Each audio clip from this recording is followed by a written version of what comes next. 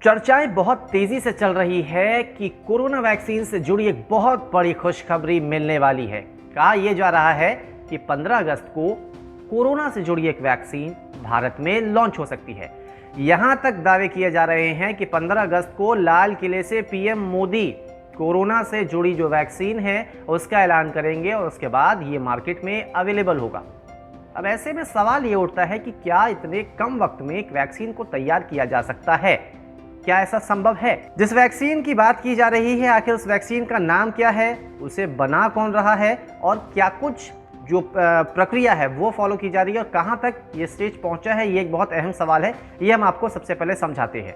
दरअसल जिस वैक्सीन को बनाया जा रहा है उसका नाम है कोवैक्सीन और उसे फार्मा कंपनी भारत बायोटेक ने तैयार किया है। भारत बायोटेक और आईसीएमआर की तरफ से वैक्सीन लॉन्चिंग संभव है। हाल में ही कोवैक्सीन को ह्यूमन ट्रायल की इजाजत मिली है। आईसीएमआर की ओर से जारी लेटर के मुताबिक 7 जुलाई से ह्यूमन ट्रायल के लिए एनरोलमेंट शुरू हो जाएगा। बताया यह जा रहा है कि अगर सब कुछ ठीक रहा तो 15 अगस्त को इस वैक्सीन को लॉन्च कर दिया जाएगा।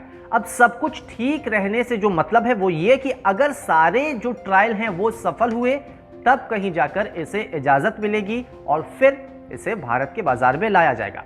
खैर, एक वैक्सीन को बनाने में कितना वक्त लगता है, क्या कुछ प्रक्रिया होती है, यह भी एक अहम सवाल है। हम आपको ये समझाते हैं। एक वैक्सीन को तैयार होने में आमतौर पर 5 साल तक का वक्त लग सकता है। 5 साल का वक्त। अगर इस लिहाज से हम देखें तो जो कोवैक्सीन तैयार हो रही है ये शायद पहली ऐसी वैक्सीन होगी जो इतने कम वक्त में तैयार हो जाए। खैर, वैक्सीन को बनाने से लेकर उसकी इजाजत जो है वो मिलने तक की प्रक्रिया क्या होती है ये हम आपको बताते हैं। पहले बीमारी के लिए लक्ष्य तय किया जाता है और फिर वैक्सीन को तैयार किया जाता है। उसके बाद उसकी जानवरों पर टेस्टिंग होती है और फिर इंसानों पर होती है और इंसानों पर इसके असर और सुरक्षा की जांच की जाती है। देखिए, किसी भी वायरस से बचने के लिए वैक्सीन इंपॉर्टेंट है और ये बहुत अहम रोल निभाती है। ऐसे में सवाल यहाँ पर यह भी उठता है कि आखिर अगर टेस्टिंग में कहीं ऊंच नीच हो गई, अगर रिजल्ट अच्छे नहीं आई तो क्या होगा? बहुत ज़रूरी यहाँ पर इसीलिए ये हो जाता है कि हर टेस्टिंग को वो पास करे और फिर जाकर इसे इजाज़त मिले। पहले चरण में वैक्सीन की खुराकें इंसान इम्यून सिस्टम को मजबूत बनाने की कोशिश करती है। खुराक बिना साइड इफेक्ट की हो इसकी जांच की जाती है। इसके बाद एक बड़े समूह पर इसकी टेस्टिंग होती है जिससे वैक्सीन के प्रभाव की पूरी तरह से जांच होती है। वैक्सीन के ट्रायल के तमाम जो स्टेज हैं उसे क्लियर करने के बाद इसे WHO सहित सरकारी एजेंसियों को अप्रूवल के लिए भेजा जाता है। अगर अप्रूवल मिल जाता है तब जाकर ये कहीं बाजार में आती है। देखिए, ये सब सुनने में और देखने में बहुत आसान लग रहा होगा। स्टेज बाय स्टेज अगर हम बात कर रहे हैं तो ऐसा लग रहा होगा कि बहुत कम वक्त लग सकता है, लेकिन ऐसा है नहीं। दरअसल वैक्सीन बनाने की जो प्रक्रिया होती है वो बहुत लंबी होती है और सबसे अहम यहाँ पर ये हो जाता है कि जो ट्रायल है वो सफल हो।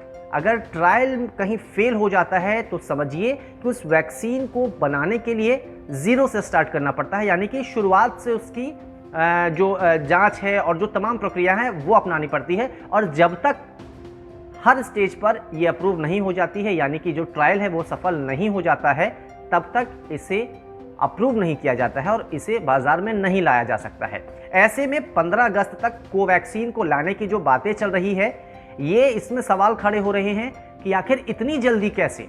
ये एक अलग बात है कि कोरोना को लेकर तमाम देश जो है वो बहुत तेजी से काम कर रहे हैं। वैक्सीन बनाने को लेकर युद्ध स्तर पर काम हो रहा है, लेकिन भारत में जो दावे किए जा रहे हैं कि 15 अगस्त तक वैक्सीन हम बना देंगे, इसमें ये सवाल उठ रहे हैं लगातार कि आखिर इतने कम वक्त में कैसे ये संभव होगा, और अगर संभव होता है तो ये भारत के लिए बहुत बड़ी उपलब्धि भी है।